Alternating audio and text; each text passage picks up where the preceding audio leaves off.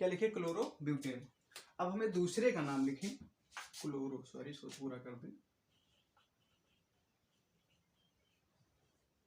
Chlorobutane. दूसरे का नाम करें तो इसमें भी 1 2 3 4 5 टोटल कार्बन कितने हैं, 5। तो हमें पता है कि 5 कार्बन पर होता है पेंट, तो हम क्या लिखेंगे, पेंटेन। क्या लिख दिए, पेंटेन। अब देखेंगे क्योंकि हाइलो एल्केन पढ़ रहे हैं हम, तो हाइलो एल्केन में कहीं हाइड्रोजन भी होगा। हाँ ध्यान दिए, यहाँ पर Cl हम लिख रखे हैं। Cl पे चाहे Br लिखा जाए, चाहे फ्लोरीन, चाहे आयोडीन कुछ लिखा जाए, तो उसी का क्या है, आयोडीन होगा तो आयोडो कर दिया जाएगा, ब्रोमीन होगा तो ब्रोमो कर दिया जाएगा। ठीक है, अब हम इसको काउंट करें तो 1 2 3, तीसरे पर Cl लगा। अगर आगे से काउंट करें तो 1 2 3, तीसरे पर ही जा रहा है, तो हम लिख देंगे 3 क्लोरोपेंटेन।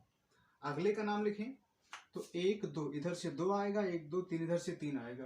तो हम बता रहे हैं कि जो क्लोरीन जिस कार्बन के साथ जुड़ी है उस कार्बन को इस साइड से गिनने पर 3 कार्बन, इस साइड से गिनने पर 2 कार्बन पीछे से, और आगे से गिनने पर 3 कार्बन आता है, तो न्यूनतम अंक लिया जाता है। इसलिए हम क्या लिखेंगे, इधर से काउंट करेंगे 1 और 2 3 4। दूसरे पर Cl लिखा तो हम लिखेंगे 2 क्लोरो, टोटल 4 कार्बन है, 4 पर क्या होता है,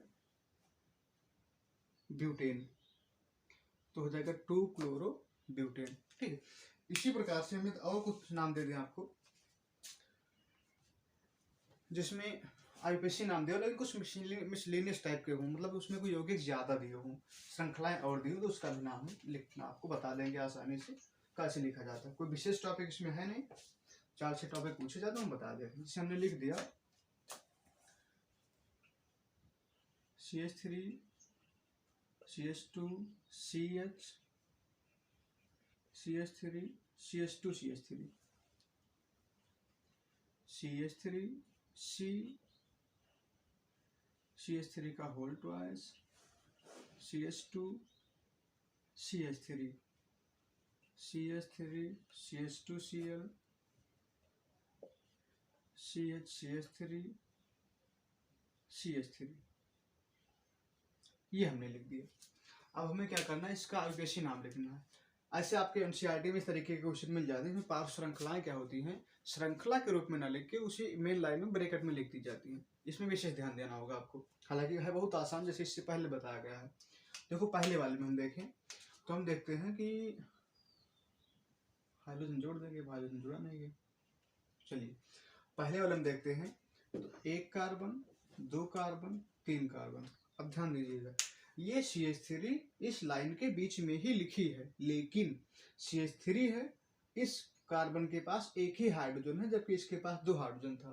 तो एक हाइड्रोजन कम होने का मतलब हुआ कि ये CH3 इसकी श्रृंखला बनेगी, तो उसको हम मेन श्रृंखला में, जनक श्रृंखला में काउंट नहीं करेंगे। ठीक है, तो हो जाएगा 1 2 3 4 5।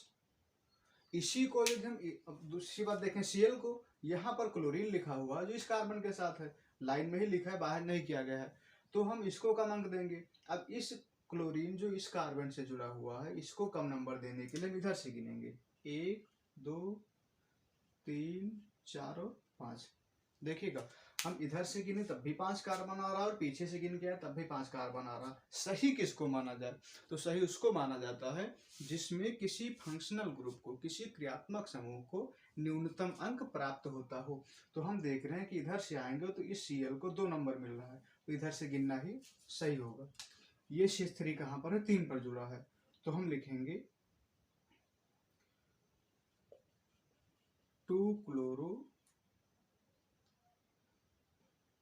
तीसरे पर CH3 छूट रहा है, 3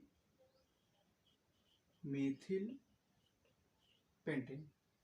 ऐसे अगले वाले में बात करें, क्रियात्मक समूह नहीं फिर भी नाम बनेगा उसका, 1 2 3 4, टोटल 4 कार्बन जा रहे हैं। विशेष बात हमें क्या देखना है कि CH3 के बगल में होल ट्वाइस लगा है, मतलब 2 CH3 लिखा हुआ है, लेकिन ये CH3 किसी श्रृंखला में ना होकर इसके पास श्रृंखला होगी, ऊपर नीचे जाएगी। जैसे आपको पहचानने के लिए इसकी संरचना हम नीचे बना दें तो इस तरीके से बनेगी, CH3 C CH3 CH3 CH2 CH3। अब देख लें आप, है क्या कि ये दोनों CH3 इसके ऊपर नीचे हैं, तो हम गिनेंगे तो सीधी श्रृंखला ही 1 2 3 4, वही 4 गिने हैं। दूसरे पर दोनों लोग क्या छूट गए, तो हम लिख देंगे दूसरे पर 2 CH3 छूटा, लिखेंगे 2 डाइमेथिल, 2 डाइमेथिल, मतलब दूसरे पर 2 मेथिल जुड़ा हुआ है। टोटल है कितना, 4, 4 पर क्या होता है ब्यूटेन। ठीक है, इसी प्रकार से अगले वाले की बात करें हम, तो 1 2 3 4, टोटल 4 कार्बन है। दूसरे पर Cl लगा है तो लिखेंगे हम 2 क्लोरो, 2 क्लोरो। तीसरे पर एक CH3 छूट रहा, हम लिखेंगे 3 मेथिल। क्रियात्मक समूह कोई, हाँ 2 क्लोरो हो ही गया, टोटल 4 कार्बन, 4 पर क्या हो जाएगा ब्यूटेन। तो कुछ सिंपल से आयुपेशी नाम थे, इसी प्रकार के आयुपेशी नाम हैं भी सिलेबस में, तो जिसको आप लिखना सीख गए हैं। ऐसे आप एनसीईआरटी की बुक ले लीजिएगा, उसमें ढेर से आयुपेशी नाम दिए हुए हैं, उसको आप बनाइएगा। और यदि कोई भी आयुपेशी नाम नहीं बनता तो उसको आप कमेंट में लिखिएगा, हम तत्काल रूप से उसका रिप्लाई देंगे, अगले वीडियो में उसको आप दे देंगे बना के। ठीक है, ये हुआ आयुपेशी नाम। आयुपेशी नाम के बाद जो आपकी वीडियो आपके सिलेबस में अगली टॉपिक आती पढ़ाने के लिए, वो आती है आइसोमेरिज्म। आइसोमेरिज्म इसको कहा जाता है समवायवता। बहुत बढ़िया टॉपिक है, सभी लेसन में आपको मिलेगी भी। हेलो एल्केन में भी टॉपिक मिलेगी, हेलो एरीन में मिलेगी, ठीक है, एल्कोहल फिनाल ईथर में मिलेगी, एमीन में मिलेगी। इन सभी लेसनों में क्या होगा, सभी पाठों में आपको समवायवता पढ़ने को मिलेगा। चीज एक ही है, 3-4 प्रकार के होते हैं, स्थानीय समवायवता, ठीक है, और प्लस आइसोमेरिज्म हुआ, श्रृंखला समवायवता, क्रियात्मक समूह, फंक्शनल ग्रुप फंक्शनल आइसोमेरिज्म होगा, कई प्रकार के होंगे। तो अभी आपको इस वीडियो में हम केवल समवायवता बता दे रहे हैं, उसके बाद अगली वीडियो फिर आपको मिलेगी जिसमें हम सभी टॉपिक को अलग अलग अच्छे से एग्जाम्पल से बताएंगे। आइसोमेरिज्म का मतलब क्या होता है, आइसोमेरिज्म का, जैसे हम आपका एग्जाम्पल ले लें, आप स्कूल में अपनी क्लास में बैठे हुए तो सर जी हैं क्लास में, आप अच्छे सीधे साधे स्टूडेंट रहेंगे, ठीक है। जब आप चौराहे पर जाएंगे तो थोड़ा मस्ती भी करेंगे, चिढ़ाएंगे भी, जैसे भी सब लोग करते हैं, तो एज ए दुष्ट या लुक्खा कैसे कहा था लोकल लैंग्वेज में आप रहेंगे। जब आप पापा के सामने होते हैं तो बहुत सीधे बच्चे रहते हैं, आप जितना सीधा कोई दुनिया में है ही नहीं है। और जब आप मम्मी के सामने होंगे तो आप इतने दुलारे बच्चे कोई नहीं, मतलब हैं आप ही, लेकिन स्थान के अनुसार आपका व्यवहार बदल जाएगा। जब व्यवहार बदलेगा तो लोग नाम भी बदल देंगे, मम्मी कहेंगे मेरा प्यारा बच्चा दुलरुआ लड़का है, पापा के सामने रख भैया बड़ा सीधा लड़का जा रहा है, चौराहे पे तो कहाँ देखो लुक्खा घूमत है, मुरहा घूमत है। स्कूल में रहोगे तो बढ़िया स्टूडेंट है भी आप लोग। तो जब कोई यौगिक हो जिसका अणुसूत्र क्या हो, समान हो, अणुसूत्र क्या हो, समान हो, लेकिन क्रियात्मक समूह भिन्न भिन्न होता है, तो उसे कहा जाता है समावयवता। क्या कहता है, समावयवता। ऐसे यौगिक जिनके अणुसूत्र समान परंतु संरचना सूत्र भिन्न भिन्न होते हैं, उसे क्या कहा जाता है, समावयवता। अभी के लिए एक छोटा सा एग्जांपल हम बता दे रहे हैं, बाकी अगली वीडियो में बताने के लिए। जैसे अभी हमने लिखा था C4H9Cl, यदि इसका आयुपेशी नाम लिखा जाता तो हो जाता CH3 CH2 CH2 Cl। दूसरा बनाते तो हो जाता CH3 CHCl CH2 CH2 CH3। अब देखें, यदि हम देख ले, हमने लिखा था C4H9Cl, इसमें 1 2 3 4 C, 3 2 5 2 7 2 9 CH और 1 Cl। इसमें भी 1 2 3 4 कार्बन लिखी हुई हैं, 3 हाइड्रोजन 2 हाइड्रोजन 5 और 1 6 और 1 3 9 हाइड्रोजन लिखे हैं। लेकिन जब हम आयुपेशी नाम लिखेंगे तो यहाँ पहले पर ही Cl लिखा है, ये हो जाएगा N क्लोरो या 1 क्लोरो ब्यूटेन। वही इसकी बात करें तो यहाँ दूसरे पर Cl लगा है, ये हो जाएगा 2 क्लोरो ब्यूटेन। इसी को हमें और लिखना चाहें तो लिख सकते हैं, देख लीजिएगा CH3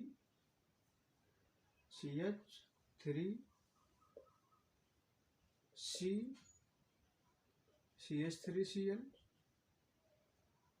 CH2CH3, सॉरी एक सेकंड सही करना इसको, CH3, मतलब हम इसको लिख सकते थे CH3 का होल थ्राइस CCl।